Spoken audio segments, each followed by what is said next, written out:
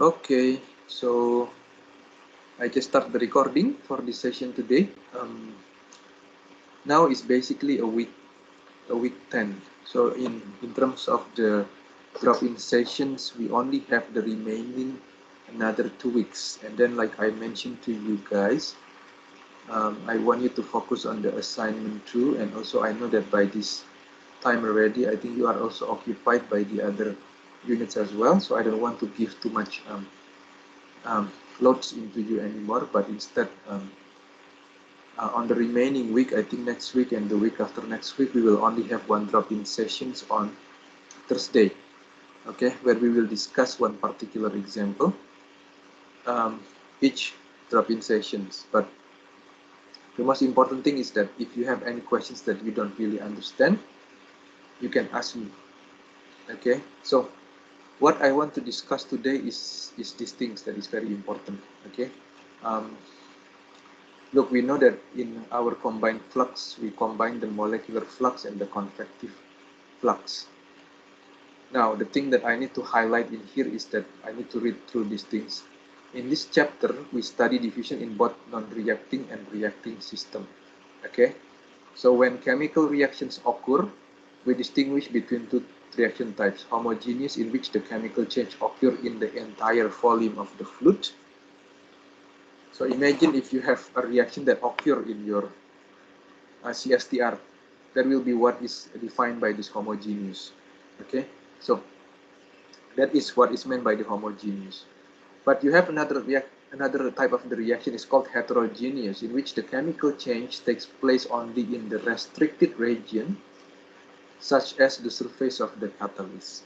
So in the real situations, I mean, when you go and deal with a lot of reactions in the real world, most of them actually use catalyst, because the catalyst used to speed up the basically to surpass the reaction barrier. Okay, so without the catalyst, then it will not possible. Now, within the catalyst, the most important thing is actually when you have a catalyst, for example, something like if I can depict it in a ruler like this. Okay, the reaction actually occurs on the surface of your catalyst. So whenever the reactant in contact with the catalyst, then that reaction will occur within the surface of the catalyst. So what happens is that you have a diffusion, so that particular species, either liquid or gas, go into the surface catalyst, react on the surface, and then the product will go away from the surface. So I will discuss this in the next example. But there is a difference between the way that the homogeneous reactions and the heterogeneous reaction is expressed in your shell element balance, basically.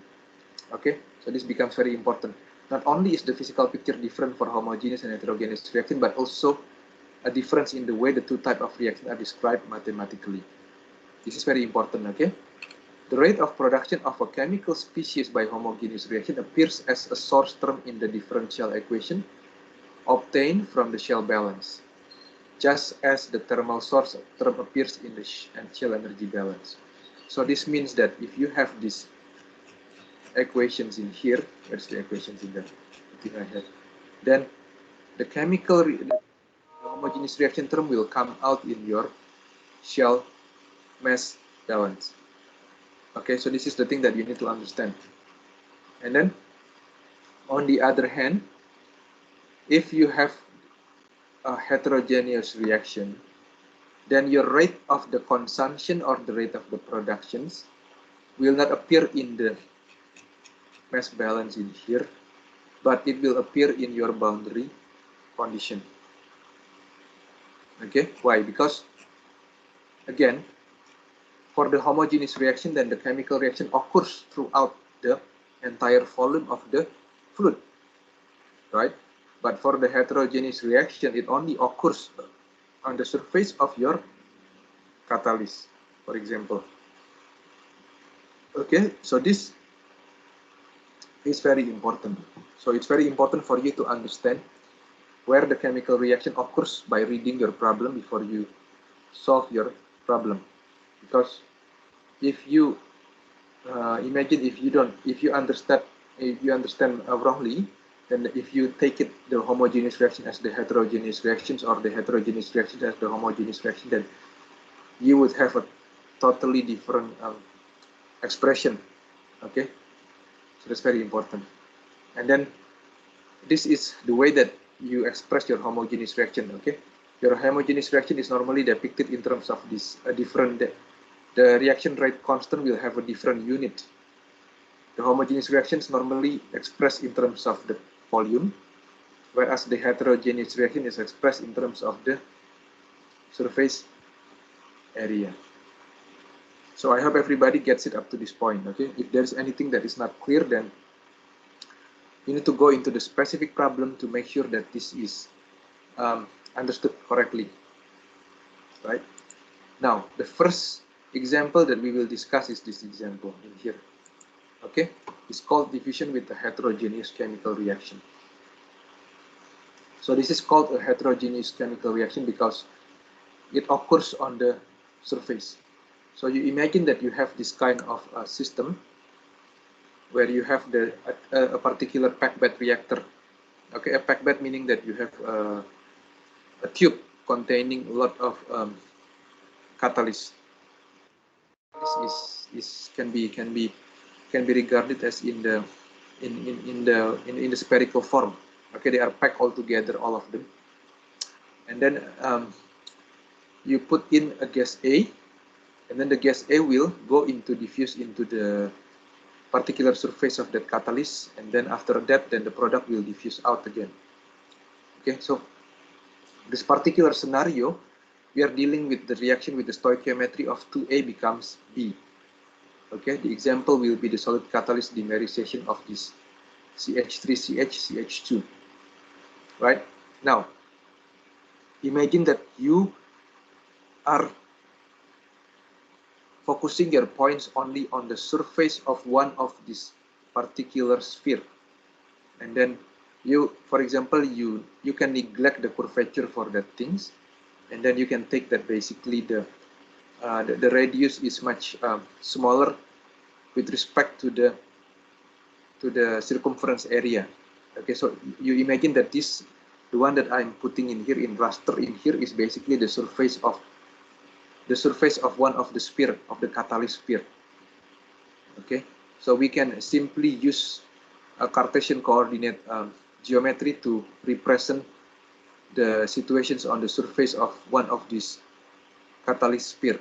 Okay, and then the situation that goes for one catalyst sphere applicable to all the other spheres as well, all the catalyst spheres. Okay, so up to this point, I just want to make it clear that this depiction is ideal depictions, but it will give us a framework for which we can tackle our problem. Okay, so imagine that we have a film in here, a diffusion film in here, the one that we did, it's called a gas film. Okay, that film is the one that we discussed on the previous week example. Okay, so what you need to do is basically, if this is the bulk phase of where A needs to go in first here, then it needs to diffuse, go into the surface. Okay, and then we assume in here that the reaction at the surface is instantaneous. Instantaneous meaning as soon as A go here, any single of it will be consumed to B. So it's a very rapid reaction basically. There is no limiting in terms of the reaction rate constant or everything, such that all the A that goes into the surface of this catalyst will be converted to B. So it's assuming basically an infinite reaction rate basically.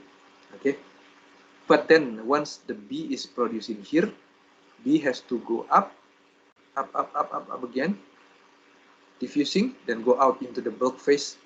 Okay, in order for it to go out into this product. So in the inlet we have the gas A, in the outlet we have gases A and B. Now, what you can depict is that imagine you have a 2A becomes B. So A is going down and B is going up. So the stoichiometry can be incorporated into your expressions of the NBZ. So you know that basically for every 2 moles of A that goes down, you have 1 mole of B component that goes up. So meaning that NBZ will be equal to minus half NAZ. So then this negative in here comes because you are defining Z directions to be positive in the directions going down. Okay, whereas B should go up. So up to this point, it's very important for you to understand these things. And then we make a shell element balance only on the gas film in here. Okay, we make only on the gas films in here. In the beginning, we don't have this particular concentration profile. We don't know in here yet. Okay, but later after we solve, we know that this basically XA will go from XA not to 0 in here, whereas XB will go from here to. So the concentration of B will of course be the largest in where it is generated, right? And then as it diffuses, then it will go down, go down, go down in terms of the concentration. Okay, remember that outside this gas film, we have the turbulent film in here with the thickness that is much larger than the thickness of this gas film in here, such that the concentration, because it is turbulent, and the concentration will be constant outside here, both for A and B. Now, we need to go back into the combined mass flux in here. Remember that we have the contributions from the molecular flux, and then we have contributions from the convective flux. In order for us to get explicit functions of NAZ, we first need to know the NBZ. In this particular scenario, we are lucky because we get a connection that NBZ is defined to be equal to the minus half of NAZ. So we just plug it in. Then we can recover an explicit functions of the NAZ in terms of the XA. Okay, so same with the previous two cases. We don't have a very complicated shell elements in here. We just have the same rectangular shell element in here, which we take. And then if we continue with all the things in here, we know that we have the dNAZ over dZ equal to 0. So what does this imply? This implies that your NAZ is constant. Okay, the same thing like what we discussed in the previous example. Now, what we can do is we can substitute NAZ with this expression that we get in here. And then we can continue the mathematical derivations in here. So once it is equal to constant, we can sort of move the Z into the right-hand side and lump all the one that containing XA into the left-hand side. And then we can take U is equal to this. Okay, and then we get this one. Then finally, we will get minus 2 ln U equals C1Z plus C2 in here. Now, I have shown you in the previous example that in order for us to make our life simple, we just take the form that match the one on the left-hand side. Even though it's not the only way that is possible, but I have proven it on the previous example as well. You can look back at the mathematical derivations, but it will be easier like this. So once you do all the derivations, then you will get that you can get this 1 minus half XA is equal K1 raised to Z multiplied by K2. Then we go to the boundary conditions example again. Here the boundary condition is that at Z equals 0, or at the outer layer of your gas film, okay, of the Stockman gas film, then basically the mass or the mole fractions of the A is known, is equal to the XA naught. Okay, and then the at Z equal the thickness of your film basically, okay, that will be XA will be equal to 0. So this is what I meant by at the catalyst surface the reaction occurs instantaneously. So this means that our reaction rate is basically infinite, right? Then once you put in BC1, you will get K2. You put in BC2, then you will be able to figure out K1. Then you will be able to get your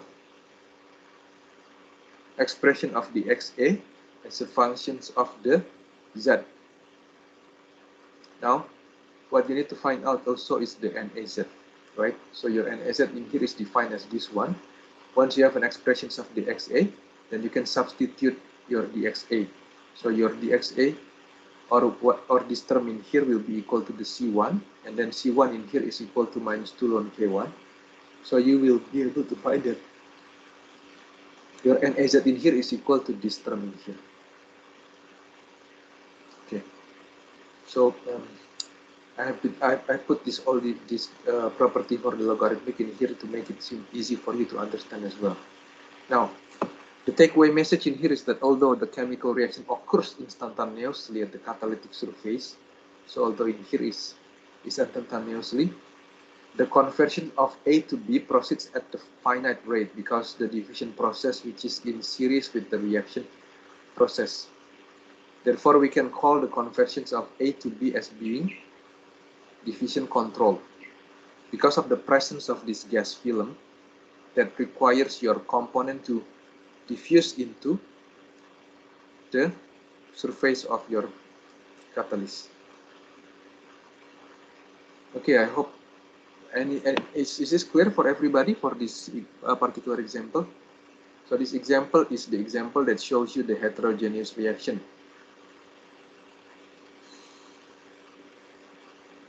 Okay, everybody, supposed to be clear up to now. Okay, now what will happen if we have the diffusion with the slow heterogeneous reaction? So I added this example. This example is basically just an extension of that fast heterogeneous chemical reaction. Okay, imagine if you have a slow heterogeneous reaction, so meaning that your reactions A to A becomes B is not instantaneous at the catalytic surface, but the rate at which I disappears at the catalyst is proportional to the concentration of A in the fluid at the interface. So whatever happens is defined by this particular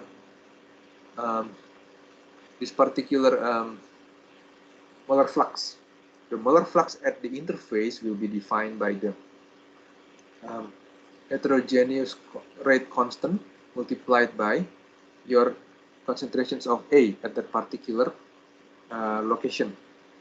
Okay, so that means that your XA can be defined by NAZ divided by K1 double superscript multiplied by the C. Okay, so now we know that this NAZ is constant because of this particular equations in here, right? This particular equation in here is a constant because NAZ will be equal to constant, right? So what we need to do is, after we get the BC1, then we need to use another different BC. So this BC will be substituted from this point where we are able to get the K2. So the K2 should be, I think, the same. No, because your BC1 does not change, but only your BC2 that is changed. So if you do that thing, then you will get different K1. Okay, so your K1 will be this one. Then you can basically go into all the derivations in here and then find that your NAZ will be equal to this terms in here.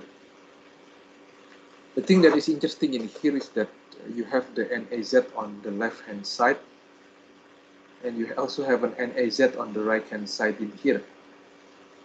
So if you can do some kind of assumption that is reasonable, you want to basically get an explicit functions of NAZ in terms of the XA or XA naught, or basically an expression in terms of the NAZ, right? So now we can do assumptions that, for example, when K1 double subscript is large, then the logarithm of this can be expanded in a Taylor series. So these are the Taylor series in here, and then if you equalize your expression in here, you can basically get this particular term in here, but then you can just cut off into the first term in here, right? So this one in here is equal to the one in here, and then you do the Taylor expansion for this term in here, and then only take the first term. So basically this will be equal to this first term in here. Okay, then what you can do is you can move your NAZ into the one that term that containing NAZ in here into the left hand side, and such that you will get your NAZ. Okay, so this will be the expressions of the NAZ that will be valid if your reaction rate constant is large. So that will be you will be able to get this one. Okay, so this is basically the rate of the combined reaction and diffusion process. The variable that comes out, the dimensionless variable that come out in this particular derivations, this is so-called the diffusivity of the AAB binary mixture. Okay, with respect to the surface reaction rate constant multiplied by the film thickness is called as Dahm-Kohler number. So Dahm-Kohler number is basically representing the effect of the surface reaction kinetics on the overall diffusion reaction process. So it basically shows the ratio of the diffusion with respect to the reaction. Okay, I think for today's example, I will just go into limiting myself into these two particular example. I have gone through the details, probably not so much mathematically, but in terms of the concepts and understandings, I have given you what I want you to understand. So it's this is the solutions, the problem for the fast heterogeneous reaction, and then this is the problem for the slow heterogeneous reaction. I will not go into the other example for the moment because I think it's more important to digest what I have been giving here. Is there any particular questions from you guys? Gladys, Tiara, Jonathan, Alvin, Stephanie, Kusau, Sarena, Daniel. Any questions? Anything that is not clear from here? No? All good?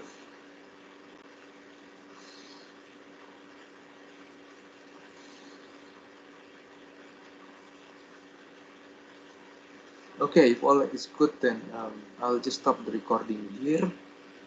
Okay.